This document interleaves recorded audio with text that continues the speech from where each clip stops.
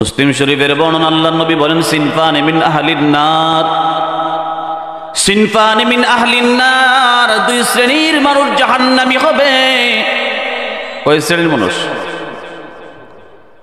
আল্লাহর নবী বলেন সিনফানি মিন আহলিন নার লাম আরহুমা, যেই দুই শ্রেণীর মানুষ জাহান্নামী হবে আমি তাদেরকে দেখি নাই। মেরাজের রজনীতে আমি আসমান ভ্রমণ করলাম, জান্নাত ভ্রমণ করলাম, জাহান্নাম ভ্রমণ করলাম।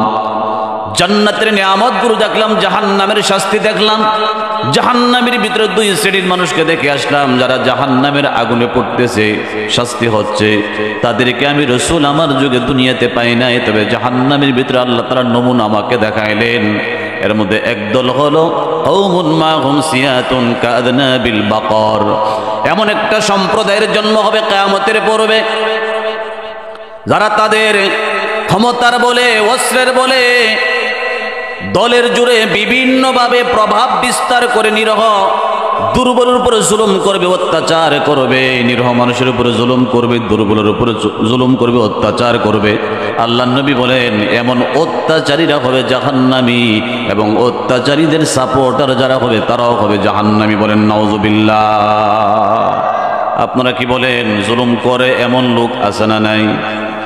অটোওয়ালা, রিক্সাওয়ালা, দিনমজুর, খেটে খাওয়া মানুষের উপর অত্যাচার করে দুর্বলের উপর চড়ে বসে এমন শত শত মানুষ আমাদের দেশে আছে। ভাইরা আমার, বন্ধুরা আমার, জুলুম এটা ভয়ঙ্কর পাপ। যারা ক্ষমতার অপব্যবহার করে, শক্তির অপব্যবহার করে, অর্থের অপব্যবহার করে, পাওয়ার অপব্যবহার করে, এদের ঠিকানা জাহান্নামে হবে। সালাসু দাওয়াতিন মুস্তাজাবাতিন লা শাক্কা ফীহি, তিন ব্যক্তির বদদুয়া ডাইরেক্ট আল্লাহ পর্যন্ত কবুল হয়ে যায়। এর মধ্যে একজন হলো দাওয়াতুল মাজলুম লিয-যালিম, জালিমের বিরুদ্ধে নিপীড়িত মজলুম ব্যক্তির বদদুয়া ডাইরেক্ট কবুল হয়। এখানে কারো সিগনেচার লাগে না, ডাইরেক্ট কবুল করে নেয় কে? আরো জোরে আওয়াজ দিয়ে বলেন, কে কবুল করে? আর কিছু করেন না করেন, মজলুমের উপরে জুলুম করবেন না, মজলুমের বদদুয়া কিন্তু আল্লাহ কবুল করে নেন। ওয়াকালু রাব্বানা ইন্না আতা'না সাদাতানা ওয়া কুবরানা ফাদাল্লুনা সাবিলা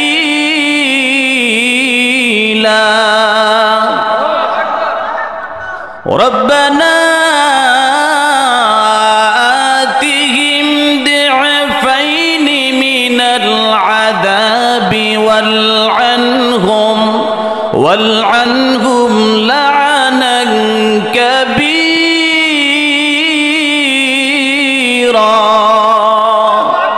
পবিত্র কোরআনুল কারীমে আল্লাহ তাআলা বলেন কিয়ামতের ময়দানে জালেমদেরকে যখন তাদের ভক্তবৃন্দ, অনুসারী সহ জাহান্নামের রায় করে দেওয়া হবে, তোরা জাহান্নামী, তখন শেষরা জাহান্নামের দারোগারা তাদেরকে নিয়ে যাবে।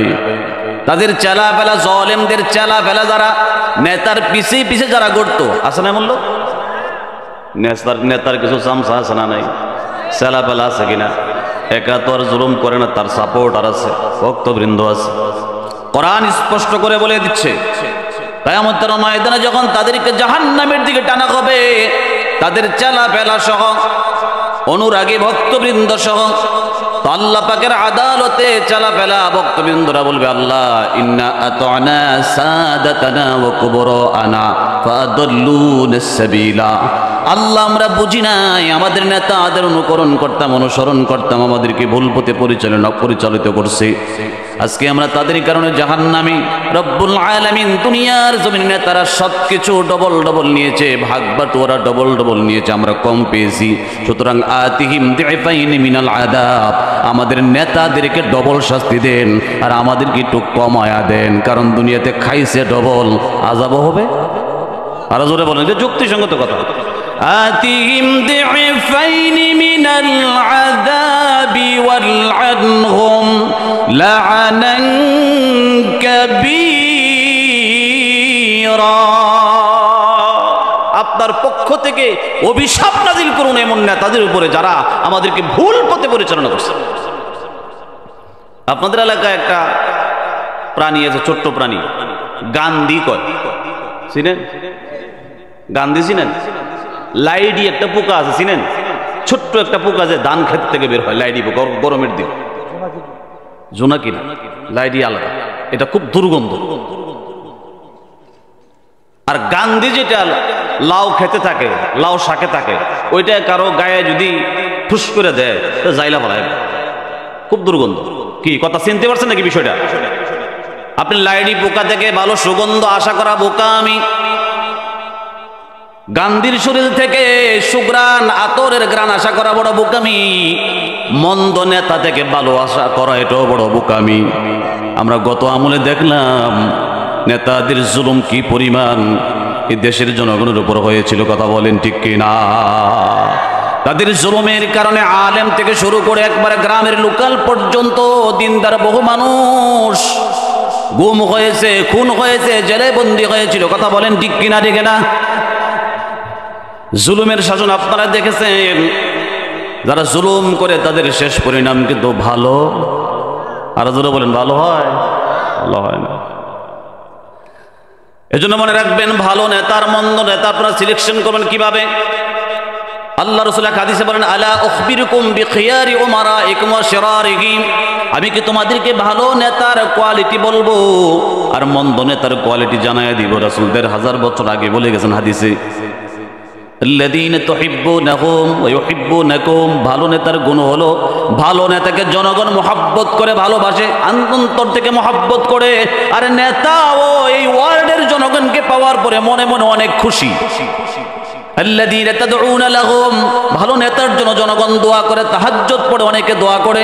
নেতা জনগণের জন্য আল্লাহর দরবারে দোয়া করে, আল্লাহ আমি আমার জনগণের প্রাপ্য সঠিকভাবে আদায় করা আমার পক্ষে সম্ভব না, আমি আমারটা করেছি, বাকিটা আপনি করে দেন, এমন দোয়া করে। কম্বিনেশন খুব ভালো, কথা বলেন ঠিক কিনা? আর মন্দ নেতা যারা আছে তারা কোনো মতে যদি ক্ষমতার চেয়ারে বসতে পারে, ধান্দা শুরু হয়ে যায়। জনগণ যখন একটা কাগজ নিয়ে যায়, পরে আসবেন, সময় নেয়, চিনি না, বিভিন্ন বাহানা দেয়। একান্তভাবে যদি আপনি বারবার যান, টাকা দেওয়া ছাড়া কাগজে সিগনেচারই করে না, কথা বলেন ঠিক কিনা? জনগণ কোন নেতাকে দোয়া করে না, নেতার জন্য জনগণ কোনো দোয়া করে না, ভালোবাসে না। নেতাও জনগণকে ভালোবাসে না, তারা মরে গেলে ভালো।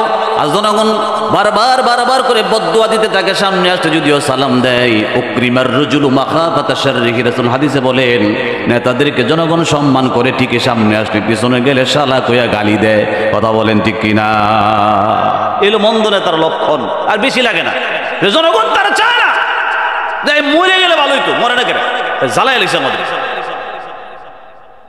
দিল থেকে যদি মহাব্বত আসে, ওই নেতা হলো আল্লাহ পাকের রহমত প্রাপ্ত। হাদিসে আসছে, ইজা উকিলতা উইনতা, যদি জনগণ তোমাকে বসায়, চেয়ে বসায়, মন থেকে বসায়, তো আল্লাহর সাহায্য তোমার উপর থাকবে। কি বলেন, কথা ঠিক কিনা? ঠিক না? বিরক্ত দিয়েছেন আপনারা? রাগ করে না, একটা কথা আমি বানায় বলবো, সব হাদিস। এজন্য ভাইরা আমার, বন্ধুরা আমার, মূল কথার দিকে চলে যায়। তাইলে কিয়ামতের পূর্বে জমিনের ভিতরে ভূমিকম্প হবে। কেন ভূমিকম্প হবে? ড্যান্সারদের কারণে, নৃত্যশিল্পীদের কারণে। সারা পৃথিবীর মানুষ যদি ড্যান্সারদের ফলোয়ার হয়ে যায়, টিকটকারদের ফলোয়ার হয়ে যায়, নায়ক আর গায়িকাদের ভক্ত হয়ে যায়, তো আল্লাহ রব্বুল আলামিন তাদের জন্য একটা সেকেন্ডের জন্য পৃথিবীকে রাখবে না, পৃথিবীকে ধ্বংস করে দিবেন। এক হাদিসে রাসূল বলেন, লা তাকুমুস সাআতু ইল্লা আলা শারীরিন নাস, লা তাকুমুস সাআতু ইল্লা আলা শারীরিন নাস। এই পৃথিবীকে আল্লাহ তাআলা ততক্ষণ পর্যন্ত ধ্বংস করবেন না যতক্ষণ পর্যন্ত পৃথিবীতে ভালো মানুষ থাকবে। যেদিন একজন ভালো মানুষও পৃথিবীতে থাকবে না, সেদিন আল্লাহ তাআলা দুনিয়া নামক ইন্ডাস্ট্রিকে আর রাখবেও না, কথা বলেন ঠিক কিনা? তাহলে নৃত্যশিল্পীরা, নায়ক গায়িকা, নায়ক নায়িকা, ড্যান্সার যারা, অশ্লীলতা যারা সারা পৃথিবীতে ছড়াচ্ছে, যদি ভালো মানুষগুলো না থাকতো, আল্লাহ এদেরকে সহ ধ্বংস করে জমির ভিতরে ঢুকাই দিত, কথা বলেন ঠিক কিনা? ঠিক না? যে কথাটা আমি আপনাদেরকে বোঝাতে চাই, মাঝে মধ্যে যে ভূমিকম্প হয়, মাঝে মধ্যে যে নাড়াচাড়া দেয়, এই অশ্লীলতার কারণে, এই বেহায়াপনা আর নির্লজ্জতার কারণে। যুবক ভাইরা, বর্ষাকালে দেখা যায় নৌকা ভাড়া করে অনেকে নৌকার মধ্যে ইচ্ছা মতো ড্যান্স করে, আছে না? দেখছেন আপনারা, খেয়াল করে? নৌকা দিয়া আয় 15 জন 20 জন 50 জন 60 জন বড় বড় বক্স বাজায় ইচ্ছা মতো নাচানাচি। কোনো কোনো মহল্লায় দেখা যায় বাচ্চা জন্ম নিলে গান বাজায়, বিবাহ শাদীর মধ্যে গান বাজায়। আমি তো ঢাকা শহরে এক হাজী সাহেবের 5 তলা বিল্ডিং এর মধ্যে 3 দিন পর্যন্ত গান বাজে। জিজ্ঞেস করলাম, হাজী সাহেব মক্কা মদিনা জিয়ারত করে আসছেন আপনি, হাজী সাহেব আপনার বিল্ডিং এ গান বাজে কেন? নাতিপুতির একটু শখ করছে, বিয়া তো এই 2-1 দিনের পর বন্ধ হয়ে যায়, মানে উনি ফতোয়া দিয়ে দিছে নাতিপুতির একটু শখ করলে কি হারাম হালাল হয়ে যায়? একটু আওয়াজ দেন না ভাই। হালালে মোহাম্মদ রহেগা হালাল, হারামে মোহাম্মদ রহেগা হারাম। এই যে হাজী সাহেব আপনি একটু ফতোয়া দিয়ে দিলেন, সহজ করে দিলেন, খামখেয়ালি করে বলে দিলেন 3 দিন একটু গান বাজাবে, নাতিপুতি শখ করছে।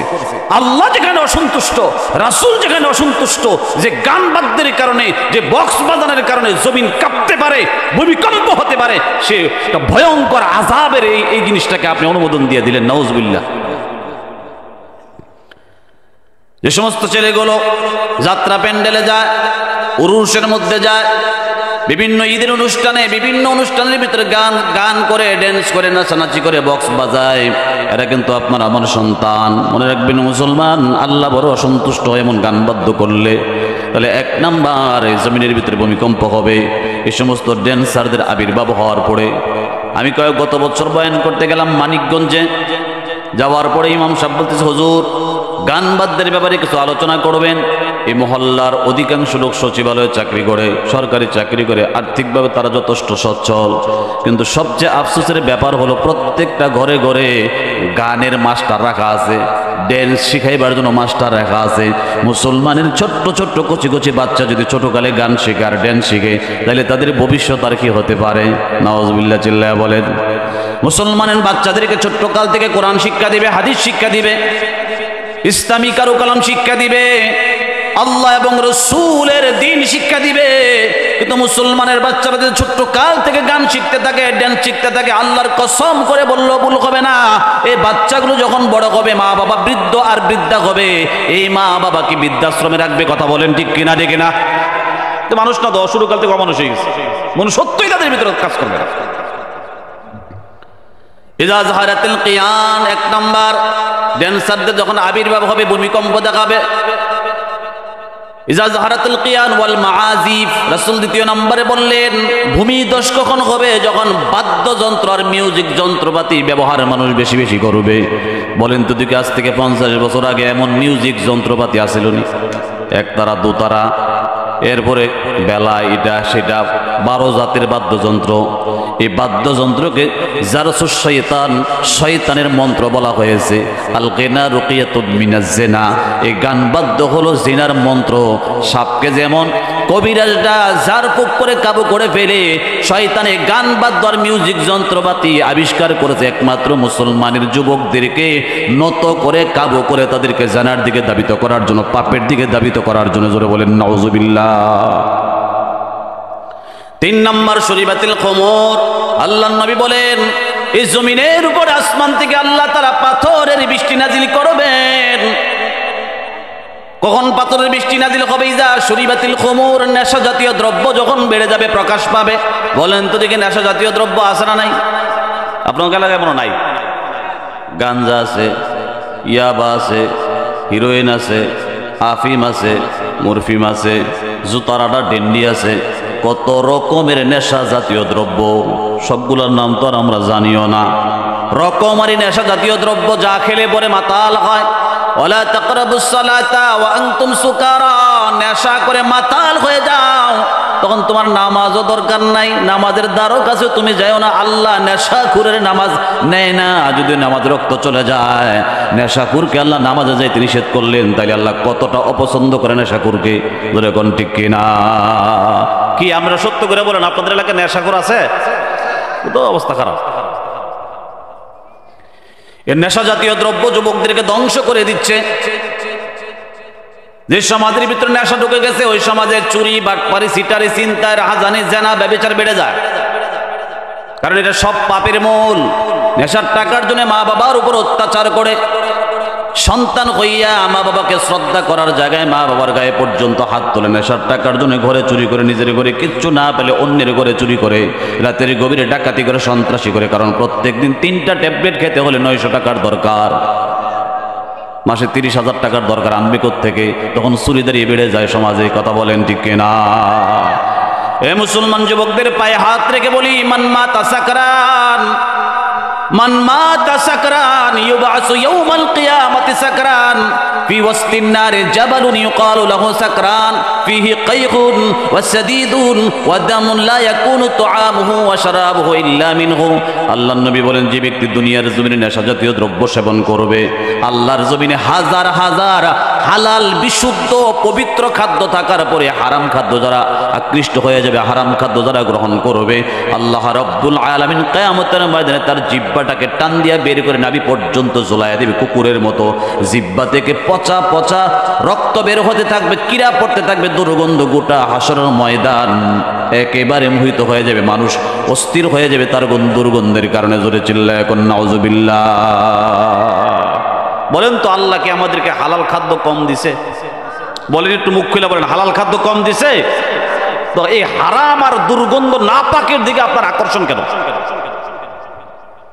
দেখেন তো আল্লাহ কত রকমের খাদ্য দিলেন, আর বিশেষ করে উম্মতে মুহাম্মাদিকে আল্লাহ একটু বেশি দিয়েছেন।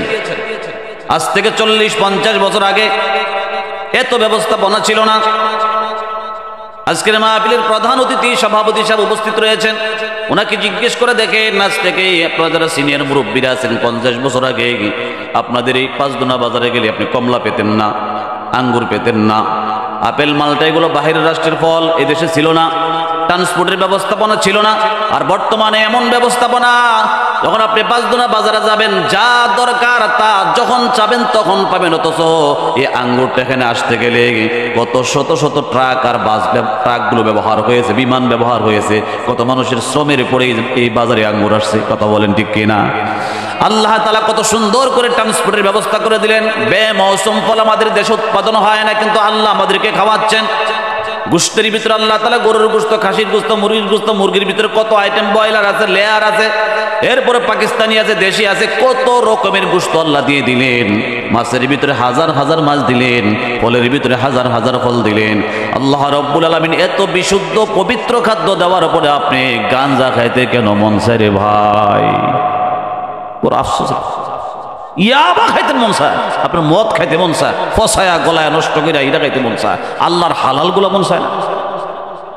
ইয়া আইয়ুহান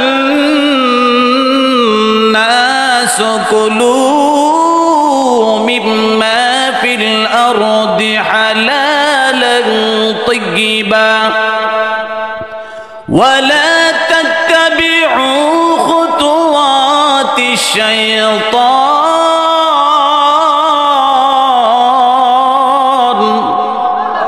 কোরআন শরীফের আয়াত তেলাওয়াত শোনার পরে তাকবীর দেওয়া লাগে, একসাথে বলেন আল্লাহু আকবার। ও এখনো মুখ খুলছেন না অনেকে, এই যে মুখ বন্ধ করে রাখছেন, আর যাওয়ার আগ পর্যন্ত বন্ধই থাকবো। মুখ বেশি বন্ধ থাকলে তো ভিতরে দুর্গন্ধ হয়। খালি ওয়াজ না, এমনিও চলাফেরা অবস্থা, খেতে কাজ করতেছেন, হাত দিয়া মুখ চালু রাখেন না। সুবহানাল্লাহ, সুবহানাল্লাহ, আলহামদুলিল্লাহ, আলহামদুলিল্লাহ। কোরআনে বলছেন ওয়ালা যিকরুল্লাহি আকবার, আল্লাহর জিকির হলো শ্রেষ্ঠ ইবাদত, এর চেয়ে বড় ইবাদত নাই। এই যে নামাজ পড়েন, রোজা করেন, হজ করেন, যাকাত দেন, যা করেন, এই সব কিছুর মূল হলো আল্লাহর স্মরণ করা। এই ইবাদতগুলো কেন? যে আল্লাহর স্মরণ করার জন্য এই ইবাদত দেওয়া হয়েছে।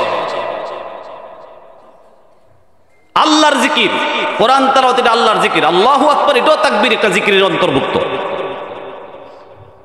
এক লোক গুলিস্তানের মোড়ে শীতের কাপড় বিক্রি করে, বাইসা নেন, দেখা নেন, 500 টাকা, 500 টাকা। দেখছেন না আপনারা? এমন বেছে না? 5 দিনের মোড়েও দেখবেন কিছুদিন পরে বসে যাবে, ফোলা তার গেঞ্জি, বাইসা নেন, দেখা নেন, 100 টাকা, 100 টাকা। গুলিস্তানের মোড়ে বিক্রি করতেছে, বিক্রি করতে করতে করতে করতে সারাদিন ক্লান্ত শ্লান্ত। রাতের বেলা বাড়িতে আসার পরে ক্লান্ত শরীর নিয়ে যখন গোসল করে 4টা খালো, 4টা খাওয়ার পরে একেবারে ক্লান্ত হয়ে বিছনায় শুয়েছে আর ঘুমায় গেছে। সারাদিন যে খালি জপছে, বাইসা নেন, দেখা দেন, 100 টাকা, 100 টাকা জপতে জপতে এই ধান্দা, এই ফিকিরি চিন্তাই ছিল সারাদিন। রাতের বেলা ঘুমানোর পর রাত 2টার দিকে আবার ঘুমের ভিতরে বাইসা আনেন, দেখে আনেন 100 টাকা জব্দ আছে। সারাদিন যে খেয়ালে ছিল, যে ধান্দায় ছিল, যে চিন্তায় ছিল, সে খেয়ালটা আবার ঘুমের ভিতরে বাইসা পড়ছে। খেয়াল করে দেখেন, ছোট বাচ্চারা সারাদিন খেলে খেলে আবার ঘুমের 2টা ছেড়ে দৌড় মারে, এমন হয় না অনেক বাচ্চারা বিচারে। তো সারাটা দিন যদি আপনি রবের খেয়ালে থাকেন, আল্লাহর খেয়ালে থাকেন, আল্লাহর স্মরণে থাকেন, আল্লাহর জিকিরে থাকেন, রাতের 2টার দিকে যদি ঘুমের ভিতরে সুবহানাল্লাহ, আলহামদুলিল্লাহ, আল্লাহ স্বপ্ন যদি ডাকেন, লক্ষণ ভালো না খারাপ? বলেন বলেন, লক্ষণ ভালো না খারাপ? লক্ষণ তো এত ভালো যে বহু মানুষ তো ঘুমের ভিতরে স্ট্রোক করে মরে যায়। গত পরশুদিন আমার মামার বউ ঘুমের ভিতরে স্ট্রোক করে মুখ বাঁকা হয়ে গেছে। অনেক মানুষ ঘুমের ভিতরে স্ট্রোক করে মারা যায় না? ওই জিকিরকারী লোকটি যদি ঘুমের ভিতরে স্ট্রোক করে মারা যায়, যে ঘুমে স্বপ্নের ভিতরে জিকির করে, তার মৃত্যুটা কি সুমৃত্যু হবে না কুমৃত্যু হবে? সে জান্নাতি হবে। সর্ব অবস্থায় সর্বহালে রবের জিকিরে থাকা। শয়তান মানুষকে সবচেয়ে বেশি কাবু করে কখন জানেন? নামাজ তো ফরজ, জিকিরে তো ফরজ না, কিন্তু এটা কত বড় ইবাদত। শয়তানের আসল কাজ হলো বান্দাকে আল্লাহর জিকির থেকে গাফেল করা, আল্লাহ থেকে ভুলায় দাও। وَمَن يَعْشُ عَن ذِكْرِ الرَّحْمَنِ,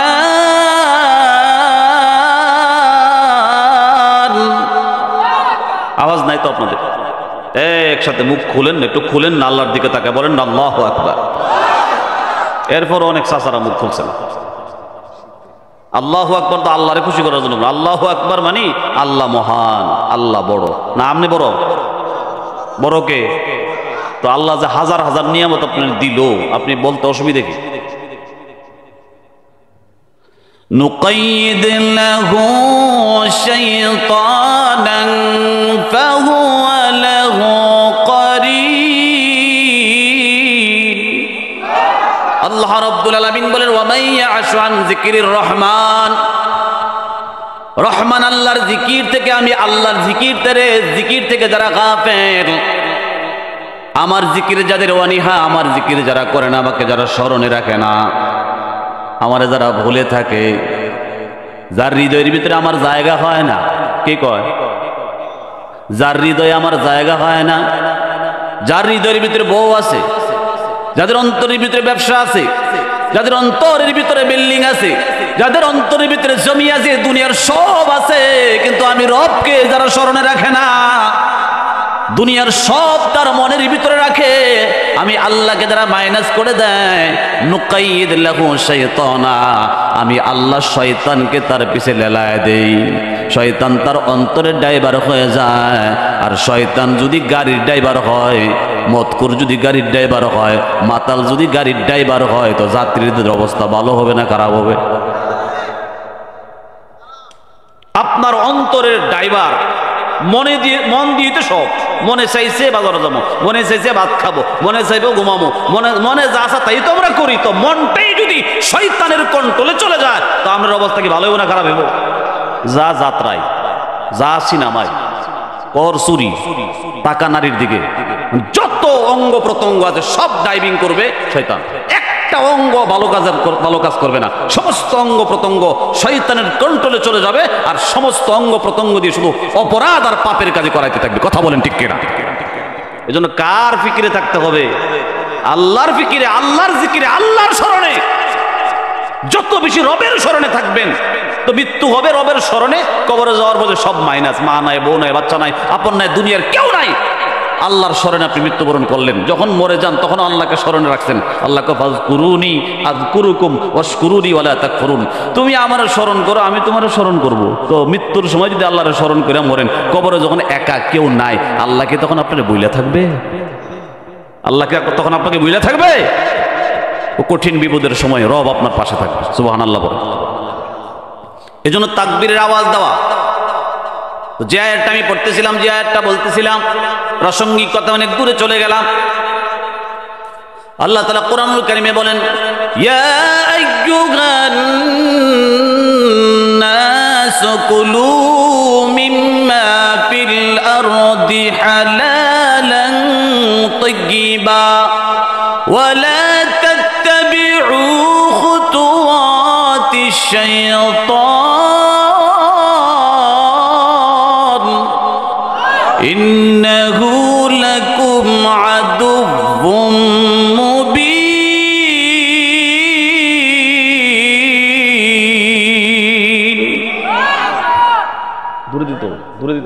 আমার গলা বসে দিল কয়েল ব্যবহার করতে হবে।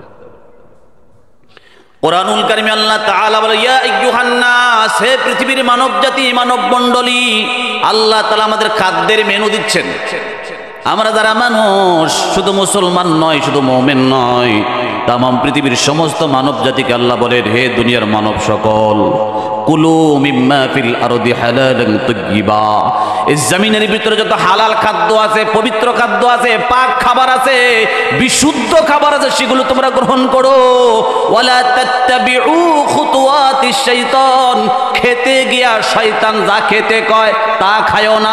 শয়তান কয় গাঁজা খা, কয় না, কয় না। শয়তান ভালো খাইতে কয় না। এই যে গাঁজা খাওয়ায়, আল্লাহ কেসে খাইতো? আল্লাহ কি গাঁজা খাইলে খুশি? শয়তান কয় ইয়াবা খা, শয়তান কো ফিনসিডিল খা, শয়তান কো ঘুষ খা, শয়তান কো সুদ খা, শয়তান কয় ঘুষের নাম চেঞ্জ করে ইন্টারেস্ট দে, বিভিন্ন নাম বদল করে করে করে করে বান্দার ভিতরে হারাম ঢুকায় দেয়। আর যত হারাম বান্দার ভিতরে ঢুকবে তত বান্দা আল্লাহ থেকে দূরে চলে যাবে। কথা বলেন ঠিক কিনা? এজন্য যুবক ভাইদের পায়ে হাতে ধরে বলবো, অনুরোধ করে যাব, যুবক ভাই তোমার জীবনের বড় দাম, যাই করলা না করলা এখন তওবা করে ফিরে আসো। দর জওয়ানি তওবা করদান, দর জওয়ানি তওবা করদান, শিওয়ে পয়গম্বরি ওক্তে পীরে গিরগে জালেম মিশাওয়াদ পরহেজগারি। যৌবনকালে যারা তওবা করে ফিরে আসে, গুনাহ ছেড়ে দেয়, আল্লাহর কাছে আত্মসমর্পণ করে, তার চরিত্র নবীদের চরিত্রের মতো হয়ে যায়। বলেন সুবহানাল্লাহ। আর মরার আগে বুড়া বয়সে যারা তওবা করে, তাদের চরিত্র হলো হিংস্র বাঘের মতো।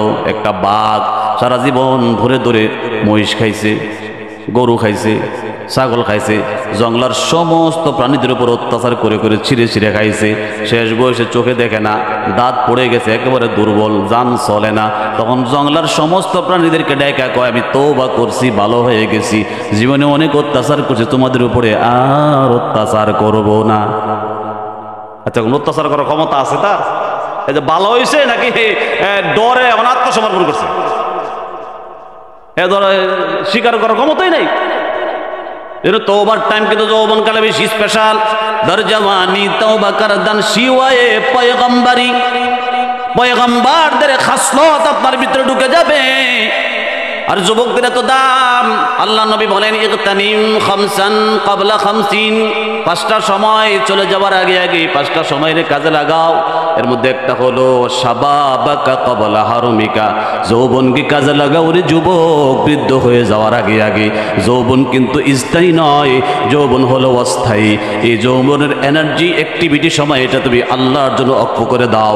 শেষ বয়সে যদি তুমি চাইলেও তাহাজ্জুদ পড়তে পারো না, চাইলেও মক্কা মদিনা যাইতে পারো না, চাইলেও ওয়াজ যাইতে পারো না, চাইলেও তুমি কোরআন তেলাওয়াত ঘন্টার ঘন্টা করতে পারো না, কিন্তু যৌবনকালে করেছো, আমার আল্লাহ তোমার রিটায়ার্ড পারসন বানায় ঘরে বসায়া বসায়া কোরআনের তেলাওয়াতের সওয়াব, তাহাজ্জুদের সওয়াব, আওয়াবিনের সওয়াব, মক্কা মদিনায় যাওয়ার সওয়াব সব দিব। সুবহানাল্লাহ। বাংলাদেশ সরকার যদি মুক্তিযোদ্ধারা জীবনে একবার যুদ্ধ করলে সারা বছর বসায় বসায় ভাতা দেয়, মুক্তিযোদ্ধা ভাতা দেয়, প্রাইমারি স্কুলের স্যারেরা যদি রিটায়ার্ড পারসন হলে বসায় বসায় ভাতা দিতে পারে, সরকারি কর্মকর্তারা যদি রিটায়ার্ড পারসন হওয়ার পরে প্রতি মাসে ভাতা দিতে পারে, আমার আল্লাহর ঘরে অভাব আছে নাকি? আরে জোরে কোনো অভাব আছে? যে যুবক তার যৌবনকে রবের জন্য অক্ষ করে দিবে, এই যুবককে আল্লাহ বৃদ্ধ বয়সে বসায়া বসায়া তার লাইফের যত আবাদত যৌবনকালে করেছিল সমস্ত আবাদতের এই পার্সেন্টেজ আল্লাহ তাকে বৃদ্ধ বয়সে দিতে থাকবে। বলেন সুবহানাল্লাহ। আবাদতের সিজন কি বোরাকালে না যৌবনকালে? আমরা তো যৌবনকালে মসজিদ চিনিই না। যদি খালি দেখে লাইন ধরে 10 জন আইতেছে দাওয়াত দিত, দৌড় শুরু হয়েছে। এরপরও যদি ধরে লাই আর কি চলেন, এখন আসরের নামাজটা আমাদের সাথে পড়বেন, কাপড় ঠিক নাই আছে না? কাপড় ঠিক লাগতো না, এটা ব্যবস্থা করতেছি, মুয়াজ্জিন সাহেবের কাপড় বিন্দা নামাজ পড়বেন, মন ঠিক নেই। মানে পড়তাম না, এটা মূল কথা, বাহানার শেষ। অথচ ইবাদতের সিজন কিন্তু যৌবনকাল। বিরক্তি দিয়েছেন আপনারা ভাইরা আমার, বন্ধুরা আমার। তাহলে আসুন আমরা যে আলোচনাগুলো শুনতেছিলাম, এই গুনার কাজগুলো ছেড়ে দিতে হবে, তওবা করতে হবে। আওয়াজ দিয়ে সকলে একজোটের সমকণ্ঠে বলেন তো, আমরা তওবা করতে চাই কিনা চাই না? তওবার সময় কিন্তু একটা লিমিট আছে, আনলিমিটেড না। ইন্নাল্লাহা ইয়াকবালু তাওবাতাল আবদি মা লাম ইউগারগির। বান্দার মৃত্যুর যন্ত্রণা আরম্ভ হওয়ার আগে আগে তওবা করা লাগে। একই পাপকে বারবার করা, আগামী বছর তওবা করব এমন নিয়ত করা, একই পাপকে বারবার করে করা, অন্যায় করতেই থাকা আর তওবা না করা, এমন লোকের তওবা কিন্তু আল্লাহর কাছে কবুল হয় না। আল্লাহ কোরআনুল কারীমে স্পষ্ট আয়াত নাযিল করেছেন, ওয়ালাইসাতিত তাওবাতু লিল্লাযীনা ইয়া'মালুনাস সাইয়্যাত হাত্তা ইযা হাদারা আহাদাহুমুল মাউত ক্বালা ইন্নী তুবতুল আন। আল্লাহ বলেন লাইসাতিত তাওবা, এমন ব্যক্তির তওবা নাই, লিল্লাযীনা ইয়া'মালুনাস সাইয়্যাত, জীবনভর যারা মন্দ কাজ করলো তওবা করে নাই, হাত্তা ইযা হাদারা আহাদাহুমুল মাউত, হঠাৎ করে তাদের কারো কাছে আজরাইল হাজির হয়ে গেছে জান কবজের জন্য। ক্বালা, তখন বলে ইন্নী তুবতুল আন, এই মুহূর্তে আমি তওবা করলাম। ফেরাউনকে যখন বাহারে কলজম নীল নদের মধ্যে চুবায়া মারে, ফেরাউন বলছিল আমানতু বিরব্বি মূসা ওয়া হারুন, মূসা নবীর রবের উপর ঈমান আনলাম। বলেন তো ফেরাউনের তওবা কি কবুল হয়েছিল? এখন কবুল হয়েছে? যদি মৃত্যুর সামনে তওবাটা না করতো, আগে করতো, তো তার তওবা কবুল হয়ে যেত। মরণের সময় তওবা কবুল হয় না। মৃত্যুর যন্ত্রণা শুরু হয়ে গেলে, আজরাইলের কার্যক্রম আরম্ভ হয়ে গেলে তখন আর তওবা কবুল হয়। এজন্য মুসলমান ভাইরা আমার, তওবার সময় কখন? এখন। এই যে সুস্থ বসে আছেন, রিল্যাক্সে বসে আছেন, সুস্থ আছেন, বিবেক বুদ্ধি ঠিক আছে, তখন তওবা। অটিস্টিক হয়ে গেলে, ব্রেন লেস হয়ে গেলে, লুজ হয়ে গেলে, দুর্বল হয়ে গেলে, তখন কিন্তু আর তওবা করার কোনো সুযোগ নেই। এজন্য মুসলমান ইমানদার, আল্লাহ রাব্বুল আলামিন তওবাকারীকে এমন ভাবে পরিষ্কার করে নেয়। কথা শুনতেছেন? তওবাকারীকে আল্লাহ তাআলা এমন পবিত্র করে দেন, এমন ক্লিন করে দেয়, এমন সাফ করে দেয়। তওবাকারীর অতীতের জিন্দেগিতে যত জঘন্য পাপই থাকুক না কেন, যত বড় পাপই থাকুক না কেন, আল্লাহ তাআলা তার সমস্ত পাপগুলোকে মোচন করে, ক্লিন করে, একেবারে তাকে নিষ্পাপ মাসুম বাচ্চার মতো আল্লাহ তাআলা পরিষ্কার করে দেয়। বলেন সুবহানাল্লাহ। এক হাদিসে আল্লাহ নবী বলেন, কুল্লু বনি আদম খাত্তাউন, সমস্ত আদমের সন্তানেরাই পাপিষ্ট। ও খায়রুল খাত্তাইনা আত-তাওয়াবুন, ওই পাপিষ্টদের মধ্য থেকে যারা তওবাকারী হয় তারা আল্লাহর কাছে আর পাপিষ্ট থাকে না, আল্লাহর কাছে তারা শ্রেষ্ঠ হয়ে যায়, দামি হয়ে যায়, আল্লাহ পাকের কাছে তারা মুহাব্বতের বান্দাদের অন্তর্ভুক্ত হয়ে যায়। বলেন সুবহানাল্লাহ। ভাইরা আমার, বন্ধুরা আমার, এই তওবা আল্লাহ রাব্বুল আলামিন কোরআনের বহু আয়াতের মাধ্যমে আপনাকে আমাকে ডাকতেছেন। এক আয়াতে আল্লাহ আরো বলছেন, ওয়াল্লাযীনা ইযা ফাআলু ফাহিশাতান আও যালামু আনফুসাহুম যাকারুল্লাহা ফাস্তাগফিরু লিযুনুবিহিম ওয়া মান ইয়াগফিরুয যুনুবা ইল্লাল্লাহ। যারা জিন্দেগি ভর নাফরমানি করলো, ওয়াল্লাযীনা ইযা ফাআলু ফাহিশা কাজ যারা করলো, মন্দ কাজ যারা করলো, আও যালামু আনফুসাহুম, গুনাহ করতে করতে করতে করতে নিজের ক্ষতি নিজে করলো, যাকারুল্লাহ, অতবার আল্লাহর স্মরণ হয়, ফাস্তাগফিরু লিযুনুবিহিম, নিজের গুনাহের জন্য আল্লাহ পাকের কাছে আত্মসমর্পণ করে। আল্লাহ বলেন তাদের ব্যাপারে, ওয়া মান ইয়াগফিরুয যুনুবা ইল্লাল্লাহ, বান্দারে আমি আল্লাহ ছাড়া তোমার গুনাহ ক্ষমাকারী আর কে আছে? বলেন আল্লাহ ছাড়া গুনাহ ক্ষমা করার মতো আর কি কেউ আছে? আমাদের গুনাহ ক্ষমা করার মালিক একমাত্র কে? আরো জোরে চিল্লায়া বলেন কে? আল্লাহ গুনাহ ক্ষমা করতে চায়। তাই আমি শুরুতে আয়াত পড়ছি, আয়াতে যে সুন্দর কথা আল্লাহ তাআলা বলেছেন, ওয়াসারিউ ইলা মাগফিরাতিম মির রাব্বিকুম, দৌড়াও এ বান্দা দৌড়াও, ইলা মাগফিরাতিম মির রাব্বিকুম, তুমি তোমার রবের দরবার থেকে মাগফিরাতের সনদ নেওয়ার জন্য, ওয়া জান্নাতিন, এবং জান্নাতের সার্টিফিকেট নেওয়ার জন্য, আরদুহাস সামাওয়াতু ওয়াল আরদ, যে জান্নাত আল্লাহ বানাইলেন, ওই জান্নাতের আয়তন আসমান যত বড়, জমিন যত বড়, আসমান আর জমিনের সমান করে আল্লাহ এক একটা জান্নাতকে বানায় রাখছে বান্দার জন্য। বলেন তো ওই জান্নাতের মালিকানা আমরা নিতে চাই কিনা? চাই না। জান্নাতের মালিকানা নিতে হলে গুণামুক্ত জীবন গঠন করতে হবে।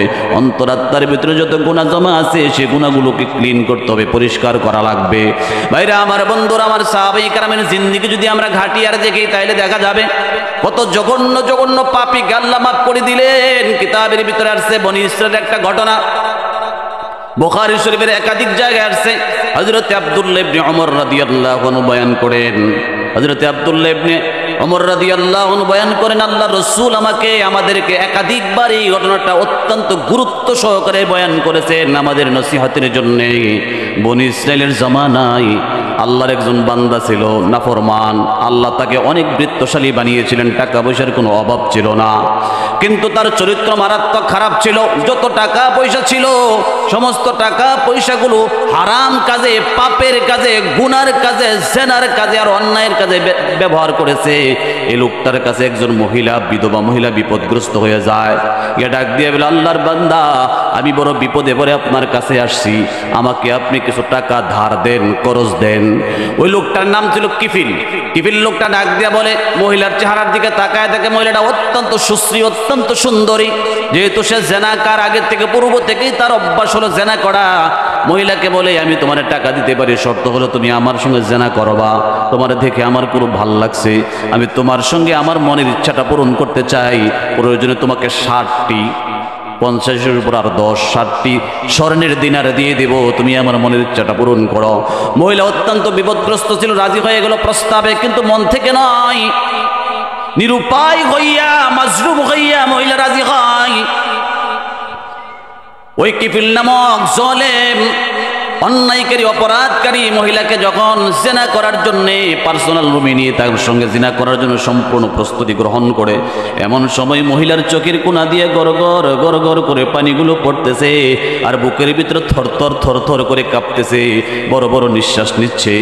কিফিল ডাক দিয়ে বলে, আমি তোমার উপর জুলুম করি নাই, জবরদস্তি করি নাই, অন্যায়ভাবে আমি ওর উপর চড়াও হয় না, তুমি এমন কান্না করতেছে কেন, বড় বড় নিঃশ্বাস নিচ্ছ কেন? মহিলা আবার চোখের পানি ছেড়ে কান্দে আর ডাক দিয়ে বলে, কিফিল, আমি আমার জিন্দেগির ভিতরে এমন জঘন্য অপরাধ করি নাই, এমন জেনার কাজ আমার দ্বারা কোনোদিন হয় নাই। কিয়ামতের ময়দানে আমি আমার আল্লাহর আদালতে কোন চেহারা নিয়ে দাঁড়াবো, আল্লাহর আদালতে কি জবাব দিব? এই কথা বলার সঙ্গে সঙ্গে কিফিল মহিলাকে ছেড়ে দিয়েছে, 60টা দিনার এমনিতে দিয়ে দিয়েছে, আর বলছে, আমি তওবা করলাম, আর জিন্দেগির ভিতরে কোনোদিন এমন জেনার কাজ করব না। ওই রাত্রে তওবা করে ওই রাত্রে কিফিলের মৃত্যু হয়ে যায়। সকালবেলা লোকজন যখন দেখে কিফিল মারা গেছে, তার দরজার চৌকাঠের মধ্যে লেখা ছিল, ইন্নাল্লাহ কদ গাফারাল কিফলা, আল্লাহ কিফিলের জিন্দেগির সমস্ত গুনাহ খাতাগুলো মাফ করে দিয়েছেন। একটু জোরে বলেন না সুবহানাল্লাহ। তাহলে আল্লাহ সারা জীবন ভর জিনা করছে, সারা জীবন ভর অর্থকে হারাম কাজে ব্যয় করছে, পাপের কাজে লিপ্ত হতে হতে পুরা গ্রামের মানুষ জানতো এর মতো পাপী নাই। গ্রামের মানুষ অবাক হয়ে গেল যে এত জঘন্য পাপী। ওই বনি ইসরাইলের ভিতরে সিস্টেম এটা ছিল, পাপীদের দরজার ভিতরে যে পাপ করতো সেটা লেখা উঠতো। আল্লাহু আকবার বলেন। আমাদের উম্মতের জন্য, রাসূলের উম্মতের জন্য কি ইহসান, পাপ করলো ধরা পড়ি না, তখন ধরা পড়ে যেত, চিহ্নিত হয়ে যেত পাপী। তো আমি আপনাদের যে জিনিসটা বোঝাতে চাই সেটা হলো, আল্লাহ তাআলা এত জঘন্য পাপীদেরকে মাফ করে দিয়েছেন। আল্লাহ রাসূলের আপন চাচার হত্যাকারী ওয়াহশী আমির হামজাকে যে লোকটা হত্যা করে, কতল করে, ওই আমির হামজার হত্যাকারীকে আল্লাহ তাআলা ওয়াহশীকে ক্ষমা করে দিয়েছেন। বলেন সুবহানাল্লাহ। রাসূলের আপন চাচাকে উহুদের ময়দানে এই গত বছর, মানে গেল বছর, মানে কিছুদিন আগে আমি হজ্জে গিয়েছিলাম, মানে এই বছর যেটা হজের সিজন গেল, তো সেখানে আমির হামজার মাকবারাতে আমি অনেকক্ষণ কান্নাকাটি করছি, দোয়া করছি, জিয়ারত করছি। উহুদের পাহাড়ের নিচেই আমির হামজার মাকবারা। তো ময়দানটা দেখে এই ঘটনাটা আমার বারবার বারবার মনে পড়তেছে। আল্লাহ রাসূলের আপন চাচা হলো আমির হামজা। সামনে দিয়া গোরা নিয়ে গেলে কোনো কাফের তার সামনে দাঁড়াইতো না, কিন্তু আমির হামজা ওয়াহশী নামক একটা দুর্বল গোলামের হাতে শহীদ হয়, যারা থাপ্পড় দিলে মরে যেত। আমির হামজা তারা ধরেই নেই, টাচও করে না, দুর্বল মনে করে ছেড়ে দিছে। কিন্তু শত্রু যে কখনো দুর্বল মনে করতে নেই, हर हड्डी में भी मगज है, प्रत्येक हाड्डिर ভিতরে ক্যালসিয়াম আছে।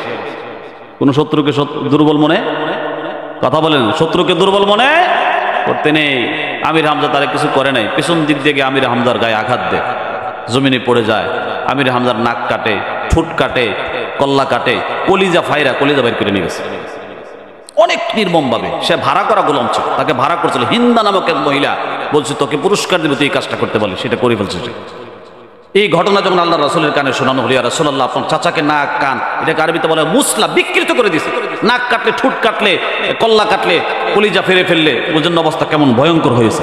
এমন নির্মম ভাবে আমির হামজাকে শহীদ করা হয়। রাসূল এত কান্না করছেন আর এত জিদ আসছে ওয়াহশীর প্রতি, কিন্তু আল্লাহর হুকুম ছিল ধৈর্য ধারণ করা, ধৈর্য ধারণ করছেন। এই ওয়াহশী রাসূল যখন মক্কা থেকে হিজরত করে মদিনাতে আসছে, ওয়াহশী রাসূলের কাছে চিঠি লিখছে, ইয়া রাসূলুল্লাহ আমি আপনার চাচার হত্যাকারী, আমি তওবা করে কালিমা পড়ে মুসলমান হতে চাই। চিন্তা করা যায়, আপনার ফুলারে যদি বা আপনার বাপের যদি কেউ মারে, 6 মাস পরে যদি চিঠি লিখে চাচা ভুল করছি মাফ করে দেবে, মাফ করে দিবে? কথা বলেন, মাফের কোনো সুযোগ আছে? এই মানসিকতা তৈরি হবে?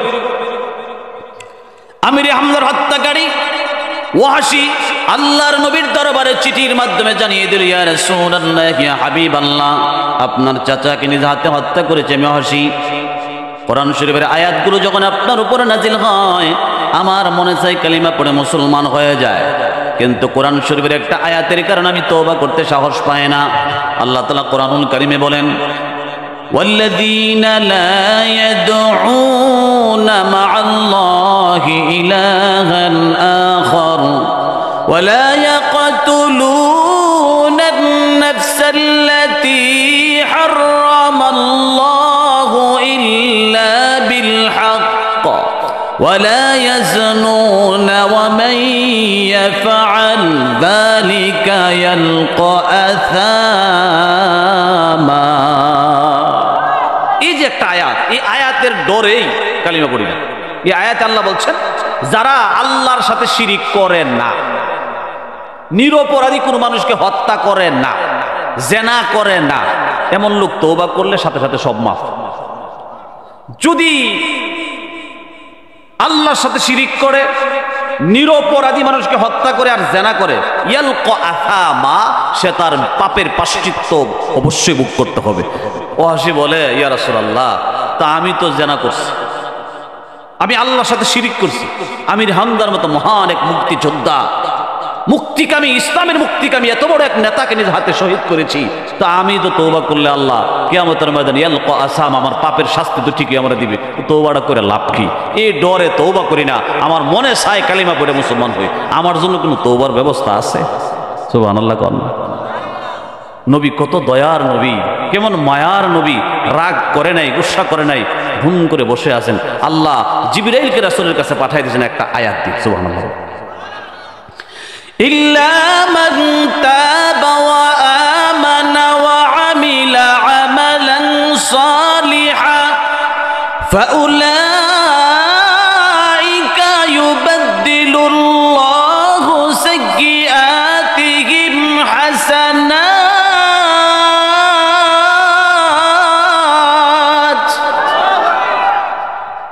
তিন অপরাধ করার পরও ইল্লা মান তাবা, যে তওবা করে, ওয়া আমানা, ঈমান আনে। তওবা দুই ধরনের, একটা হলো কাফেরের তওবা আর একটা হলো মুমিনের তওবা। পার্থক্য আছে। কাফেরের তওবা হলো সে কুফরি ছেড়ে, হিন্দু থাকলে হিন্দু আনার সংস্কৃতি ছেড়ে আসবে, খ্রিস্টান থাকলে খ্রিস্টানদের সংস্কৃতি ধর্ম ছেড়ে আসবে, ছেড়ে আসা। তওবা শব্দের অর্থ হলো আর রুজু, ফিরে আসা। আর মুমিনের তওবা হলো আগে যে পাপে ছিল ওই পাপ ছাইরে আসা। খুব ইন্টারেস্টিং আলোচনা সামনে আছে, গুরুত্বপূর্ণ কথা আছে যেগুলো আপনারা হয়তো নাও শুনে থাকেন, ও ভাই অনেকে শুনতেও পারেন। বিরক্ত লাগতেছে? এই তিনটা কাজ, ইল্লা মান তাবা, যে তওবা করে, ও আমানা, ঈমান আনে, ও আমিলা আমালান সালিহা, এবং নেক আমল করে, ফাউলাইকা ইউবাদদিলুল্লাহু সাইয়্যাতিহিম হাসানাত। তিন কাজ করলে পরে তার পিছনের জীবনের যত পাপ আছে, পাপ তো রাখবেই না, পাপ পরিমাণ নেকি ওই জায়গায় আল্লাহ বসাই দিবে। চিন্তা করা যায় আল্লাহ কত বড় দয়ালু। ছোটকালে আমরা দেখছি বসন্ত পানি গোটা হয়েছে, অনেক পানি গোটা হয়েছে না মানুষ? পানি গোটা হইলে গোটা তো সারছে ঠিকই, কিন্তু জায়গায় পাটা যেরকম খোঁতায় হয়ে গেছে, জায়গায় জায়গায় খোঁতা হয়ে গেছে, সারা জীবনে থেকে যায় দাগ। তো জিজ্ঞেস করে কি ছোট কালে কি দাগ হয়েছে, গোটা হয়েছিল নাকি? দাগ বসে গেছে। সারা জীবনে আলামত চিহ্ন রয়ে গেল। পাপ মাপ করার পরে যদি পাপের গন্ধ থাকে, আলামত থাকে, কিয়ামতের ময়দানে বান্দা লজ্জিত হবে। আল্লাহ কয় পাপ তো থাকবেই না, ওই পাপটাকে আমি নেকি বানাই ওই জায়গায় বসায় দিব, ফুল ফুটাই দিব। সুবহানাল্লাহ। এখানে দুর্গন্ধ থাকবেই না। পাপ তো দুর্গন্ধ, না পাক, অপবিত্র। ওয়াহশী বলেন আল্লাহ তিনটা শর্ত দিয়েছে, ঈমান আনবো, ফিরে আসবো বাপদাদার ধর্ম ছেড়ে, ও আমানা ঈমান আনা, ফিরে আসাও সহজ, ঈমান আনাও সহজ। 3 নম্বর যে শর্তটা, ও আমিলা আমালান সালিহা, নেক আমল করা, সারা জীবন নেক আমল করে যাওয়া, ধরে রাখা, নেক আমল কন্টিনিউ করা, এটা কিন্তু বড় শর্ত। আমরা কিন্তু অনেক ওয়াদা দেই আর নামাজ ছাড়বো না, আবার ছুটে যায়। সারা জীবন ভর গ্যারান্টি ওয়ারেন্টি দাও আমি নেক আমল করবো, এটা অনেক বড় কষ্টের একটা শর্ত না? ওয়াহশী বলতেছে এই শর্তটা আমার জন্য বড় কষ্টের মনে হয়, কঠিন মনে হয়। তিনি একটু ভাবতেছিলেন, এমনি আল্লাহ তাআলা আর একটু সহজ করে তার পক্ষে আরেকটা আয়াত নাযিল করছে। সুবহানাল্লাহ। কথা শুনতেছেন আপনারা? ইন্নাল্লাহা লা ইয়াগফিরু আন ইউশরাকা বিহি ওয়া ইয়াগফিরু মা দুনা যালিকা ওয়া ইয়াগফিরু মা দুনা যালিকা লিমান ইয়াশা।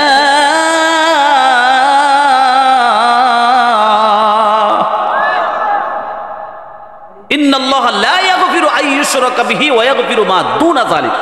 আল্লাহ বলতেছেন, আল্লাহ রাব্বুল আলামিন বলেন, নিশ্চয় আল্লাহ রাব্বুল আলামিন বান্দার শিরিক ছাড়া জিন্দেগীর ভিতরে যত গুনাহ আছে, যত পাপ আছে, সবকিছু আল্লাহ মোচন করে দিবেন, ক্লিন করে দিবেন।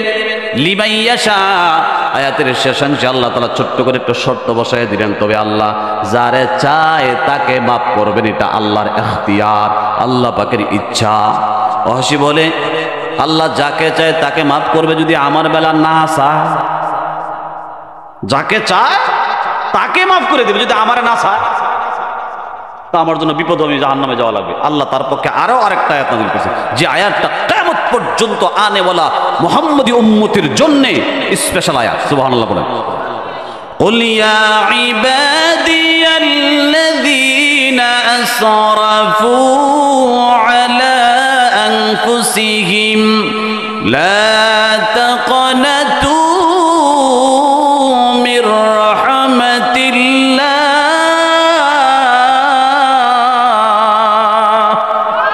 ইন্নাল্লাহা ইয়াগফিরুদ যুনুবা জামিআ ইন্নাহু হুয়াল গফুরুর রহিম। এই যে একটা আয়াত, কত বড় আশাপ্রদ আয়াত।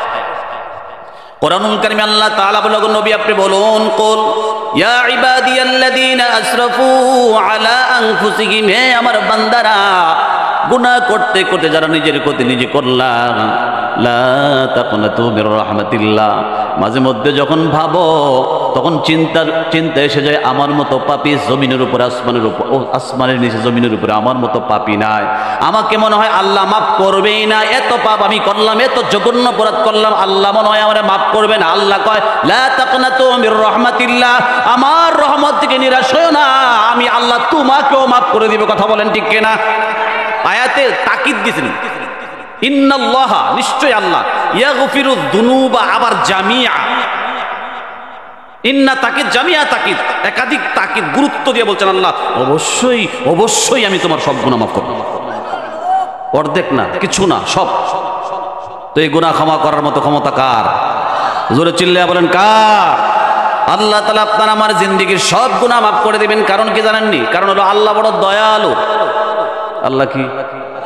হাদিসে কুদসির ভিতরে আছে, ইন্নাল্লাহা কাতাবা কিতাবান ক্বাবলা আন ইয়াখলুকাল খালকা ইন্না রাহমাতি সাবাকাত গযবি ফাহুয়া মাকতুবুন ইনদাহু ফাওকাল আরশ। আসমান বানাইবার পূর্বে, জমিন বানাইবার পূর্বে আরশে আজিমের মধ্যে আল্লাহ তাআলা একটা নেম প্লেট লিখেছে। জমি কেনার পর অনেকে দেখবেন সাইনবোর্ড লাগায় না, ক্রয় সূত্রে জমির মালিক অমুক, বাইনা সূত্রে মালিক অমুক। আল্লাহ তাআলা আরশে আজিমের মধ্যে একটা সাইনবোর্ড লিখে দিলেন। কি লিখলেন? আসমানও বানায় নাই, জমিনও বানায় নাই, আমাদেরকেও বানায় নাই। প্রথমে আল্লাহ তাআলা এই কথাটা লিখে দিলেন, ইন্না রহমতি, নিশ্চয়ই আমার দয়া, আমার মায়া, আমি আল্লাহর মায়া মমতা সাবাকত গজবি, আমার রাগ আর গুসার উপরে সর্বজয় আমার মায়া বিজয় থাকবে। বলেন সুবহানাল্লাহ। আমার রাগও আছে, আবার মায়াও আছে, তবে আমার রাগের উপর মায়া বেশি থাকবে। সুবহানাল্লাহ জোরে বলে। হাদিসের ভিতরে আছে আল্লাহ তাআলা সমস্ত মায়া বা রহমতকে আল্লাহ 100 ভাগ করলেন।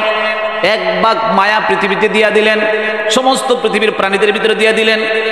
এই প্রাণীরা 1 ভাগ মায়া পাইয়া, গরু দেখবেন বাছুরটা জন্ম দেওয়ার পর নিজের জিহ্বা দিয়া লেয়া লেয়া আদর করে না করে?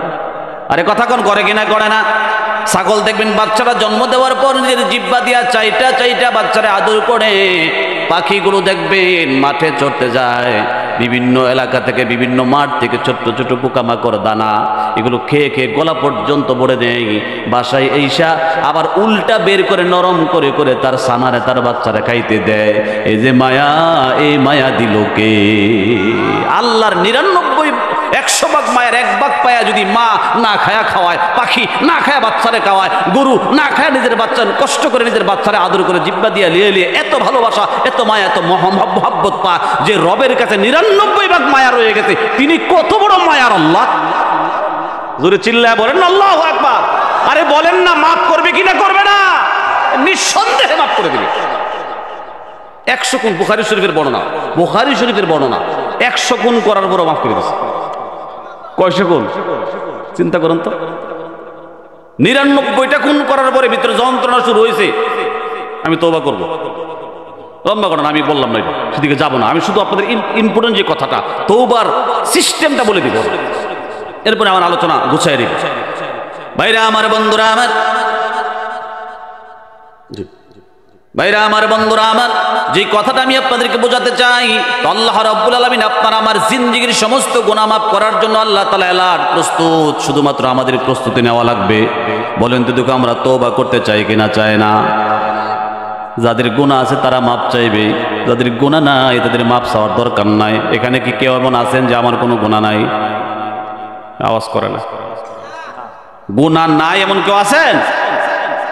কারো গুনাহ নাই, কেউ বুকে হাত দিয়া বলতে পারবেন না আমার জিন্দেগির ভিতরে কোনো গুনাহ নাই। আর গুনাহ তো এমন একটা জিনিস, পাপ এমন একটা জিনিস বাহ্যিকভাবে দেখাও যায় না। চোর সমাজে হাঁটতেছে, কেউ চেনে না। ডাকাত সমাজে হাঁটে, কেউ চেনে না। হাদিসে রাসূল বলেন, ইন্নাল মুমিনা ইযা আযনাবা কানাত নুকতাতুন সাওদাউ ফি কলবি। কোন মুমিন যখন একটা পাপ করে, একটা জঘন্য পাপ করে, তার কলিজার ভিতরে কালো একটা দাগ লাগে। কানাত নুকতাতুন সাওদাউ ফি কলবিহি। ছোট্ট কালে মক্তবে পড়ছেন, আলিফ খালি, বায়ের নিচে 1 নোক্তা পড়ছে। নোক্তা কি কালো না সাদা? কালো। এই কালো ছোট্ট ফোঁটা বোঝাছে রাসূল। কানাত নুকতাতুন সাওদাউ ফি কলবিহি। মুমিন বান্দা একটা গুনাহ করার সঙ্গে সঙ্গে তার কলিজার ভিতরে একটা দাগ লাগে। 2টা পাপ করলে 2টা দাগ লাগে। আমরা কি একটার 2টা পাপ করছি না? হাজার হাজার লাখ লাখ পাপ করছি। তো লক্ষ লক্ষ পাপের দাগ বৈশা অন্তরটা একেবারে ব্ল্যাক আর ব্লক হয়ে গেছে, গুনার ময়লায় প্লাস্টার হয়ে গেছে। ওই গুনার ময়লাগুলো ফ্রেশ করার জন্য একমাত্র রাস্তা হলো তওবা করা। কথা বলেন ঠিক কিনা? এই তওবার পদ্ধতি কি? তওবার পদ্ধতি হলো 3 সিস্টেম, 3টা শর্তের মাধ্যমে আল্লাহ তওবা কবুল করেন। আওয়াজ দিয়ে বলেন, কয়টা শর্ত? 3 শর্তের মাধ্যমে আল্লাহ তাআলা তওবা কবুল করেন। কোন কোন উলামায়ে কেরামগণ বলেছেন 4টা শর্ত। লিত-তাওবাতি সালাসাতু শুরুতিন, তওবার জন্য 3টা শর্ত। আহাদুহা, 1 নাম্বার, আইয়াকলা আনিল মাসিয়া। 1 নাম্বার শর্ত হলো গুনাহ থেকে ফিরে আসা। দেখেন বিপদ আছে, কিন্তু তওবা ততক্ষণ পর্যন্ত কবুল হবে না যতক্ষণ গুনাহ থেকে ফিরে না আসবেন। এক লোক পুরা গ্রামের ভিতরে সুদের টাকা ছড়াইছে, ঘুষ খাওয়া ছাড়া উনি বিচারও যায় না। আরো নিয়ত আছে 10 বছর খামো, এরপরে হজ করে ভালোই দেবো, এমন নিয়ত আছে না অনেকের। আমি যদি কাজ করতাম তাহলে বেতন পাইতাম না, অন্যের কাজও যাই কিছু দেয় আর কি, বকশিস খায়, নাম চেঞ্জ করছে আর কি, বকশিস বানাইছে, ইন্টারেস্ট বানায়, যাই বলেন। তো সুদের টাকা পুরা গ্রামে ছড়াইছে, অথবা ইয়াবা বেছে, গাঞ্জা বেছে, মদ বেছে, বা হারাম কোনো জিনিস বিক্রি করে, যে কোনো হারাম কাজ রানিং, এবং সে ছড়ায়া বড়ায়া মোটামুটি বিশাল এক ব্যবসা দিয়া বসছে। আবার উনি নামাজও পড়ে। যেমন আমার মুসল্লি একটা ছিল, পরে প্রত্যেক জুমার দিন আমি যদি বলি মসজিদের একটা লাইটের দরকার, একটা ফ্যান দরকার, 1000 টাকা একজন দিবেন, তাই সবার আগে হাত ওড়া। লোকজন আজ যে সবার আগে ওড়া, তো মদ বেছে আসে না এমন, নামাজও পড়ে।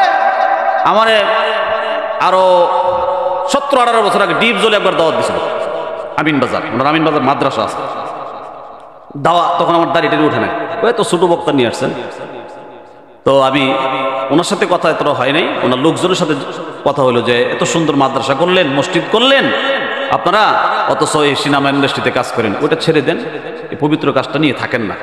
হুজুর আপনি কি বুঝেন না? আরে ছোট মানুষ কি বলবো, এটা তো আমাদের ব্যবসা, সিনেমা করা, নাচানাচি করা বা ফিল্ম তৈরি করে, এটা আমাদের ব্যবসা। এটা কি কইছে?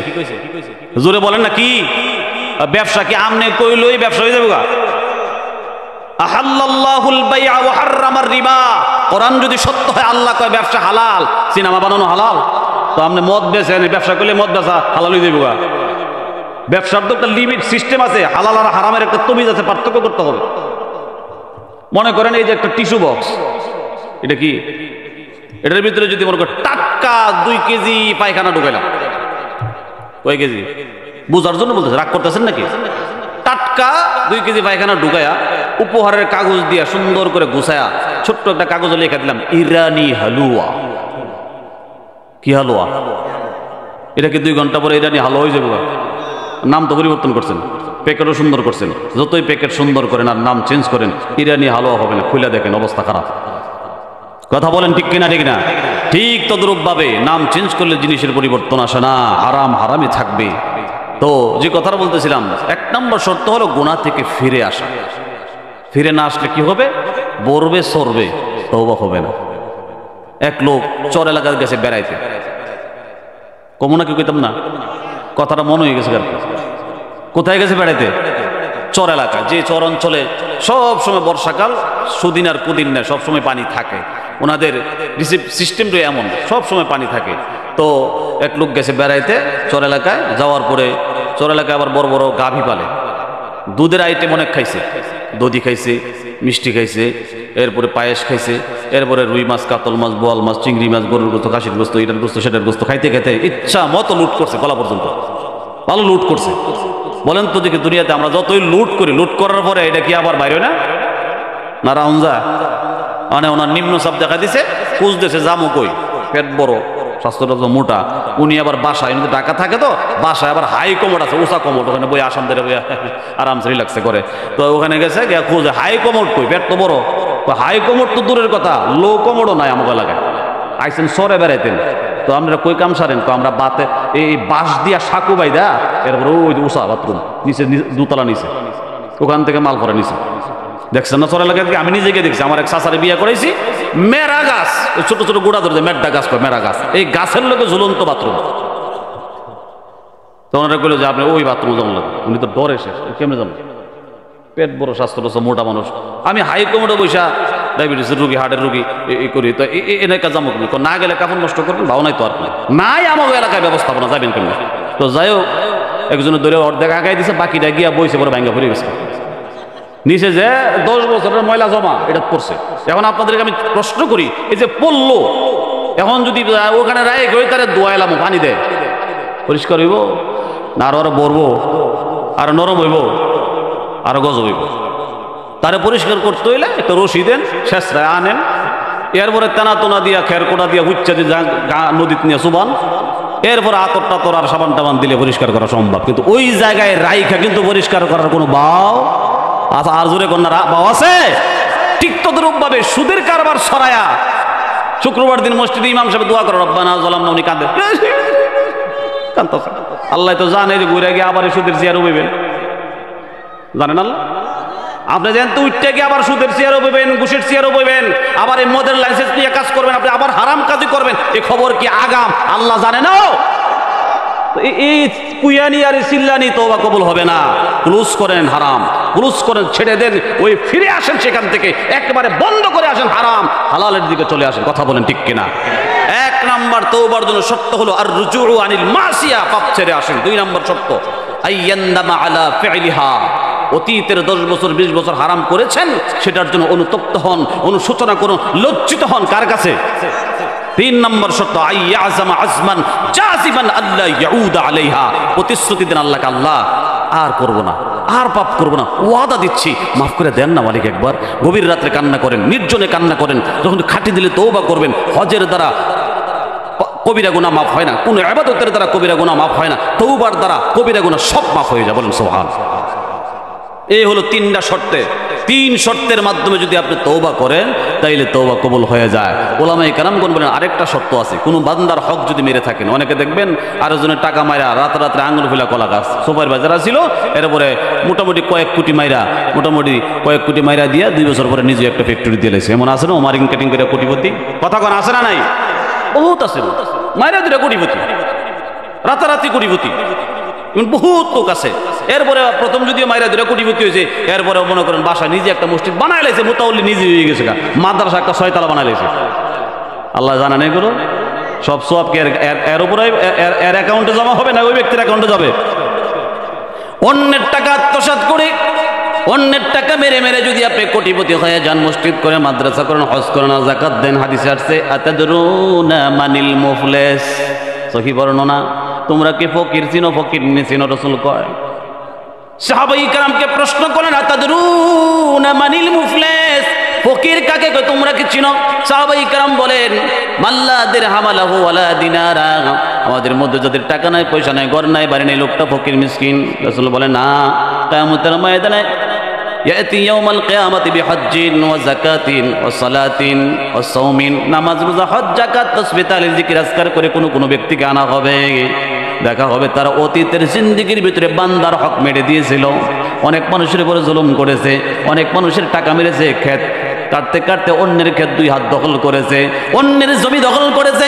এইভাবে বান্দার লেনদেন দুনিয়ার জমিনে মিটাই না, সমাধান করে নাই। কিয়ামতের ময়দানে বান্দা মামলা দিবে আমি আল্লাহর কাছে, দুনিয়াতে বিচার পাই নাই, কারণ তার পাওয়ার ছিল, তার উপর কেউ কথা কয় নাই। আল্লাহর আদালতে আল্লাহ আহকামুল হাকিমিন, আল্লাহ বলেন লা যুলমাল ইয়াউম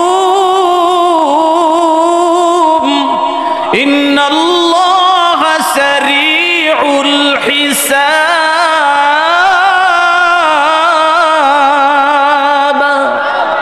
লা যুলমাল ইয়াউম, আজকের দিনে জুলুম নাই, ইনসাফের নীতি হবে, সারিউল হিসাব হবে, দ্রুত হিসাব, লেন্ডি প্রসেস না। ওই যে একটা খুন করে বসে রয়েছে, 250 মানুষ খুন করছে, মেজর সিনহাকে খুন করার পরে ধরা পড়ছে ওসি প্রদীপ, কক্সবাজারের ঘটনা সারা দেশ দেখছি, 250 নিরীহ মানুষকে সে হত্যা করতে ওসি প্রদীপ, ফাঁসি হয় না, লেন্ডি প্রসেস, মানে ফাঁসির রায় দিয়ে বসাইতে হয়েছে যারা বসে বসে। আরে যারা 250 মানুষ মারে, এটা তো 1 সেকেন্ড সময় দেওয়া উচিত না। আল্লাহর জমিনের অক্সিজেন তার জন্য হারাম, আল্লাহর জমিনের খাদ্য তার জন্য হারাম, 1 সেকেন্ড বাঁচার অধিকার নাই। কিন্তু এই গণতন্ত্রের সিস্টেমটা কি দেখেন, বাঁচায় রাখবো 10 বছর, 30 বছর পরে ফাঁসি দিব, প্রজন্ম জানিয়ে না কেড়ে ফাঁসি দেয়। আল্লাহকে ইন্নাল্লাহ সারিউল হিসাব, আল্লাহ বিচার করে লেন্ডি প্রসেস করে না, আল্লাহ দ্রুত বিচার করে। এখন অন্যায় করছে, কিছুক্ষণ পরে ফাঁসি। কথা বলেন ঠিক কিনা? ঠিক। তাইলে এই প্রজন্ম ঠিক হয়ে যাবে না? মানুষ মারলে ফাঁসি দেয়, এই পাপ করলে এই শাস্তি হয়, সতর্ক হবে। তা 10 বছর পরে ফাঁসি দিলে এই প্রজন্মের কোনো উপকার হবে না। এজন্য সাথে সাথে বিচার করলে বাকিরা সতর্ক হয়, সাবধান হয়, বাকিদের জীবনটা বেঁচে যায়। কথা বলেন ঠিক কিনা? ঠিক না? আসুন আমার ভাইরা, তাহলে তওবার জন্য 3টা শর্ত কমন। চতুর্থ শর্ত হলো বান্দার সাথে কোনো লেনদেন থাকে, বান্দার সাথে ক্লোজ করবেন, সমাধান করবেন। এটা মরার পরে যদি সমাধান করতে চান হবে না, জীবনের সব নেক আমল ওই বান্দা নিয়ে যাবে। রাসূল বলছে এই লোকটা সবচেয়ে বড় কাঙ্গাল হবে, ফকির হবে, যে লোকটা অন্যের মাল আত্মসাৎ করে মারা গেছে, তখন কিয়ামতের ময়দানে দেওয়ার আর কিছু নাই, তার সমস্ত নেকিগুলো নিয়ে যাবে, তার সমস্ত পাপগুলো তার কাঁধে চাপায় দিবে। এই লোকটা হবে সবচেয়ে বড় কাঙ্গাল। জোরে বলেন নাউযুবিল্লাহ।